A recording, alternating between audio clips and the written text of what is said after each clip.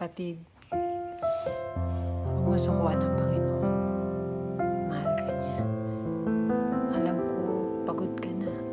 Pagod ka na sa mga nararanasan mo, sa mga pagsubok mo. Pero huwag mo sukuan ng Panginoon dahil mahal ka niya. Inaalaw niya na mangyari sa iyo yung mga problema na yan.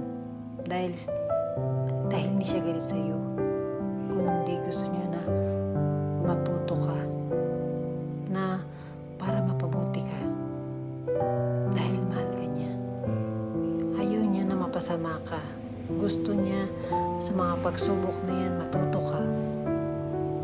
At sa mahasa ang pananampalataya mo sa Kanya, inaalaw niya na mangyari yung mga bagay na yan para matuto kang tumawag sa Kanya, na maalala mo siya sa kasiyahan, sa kalungkutan.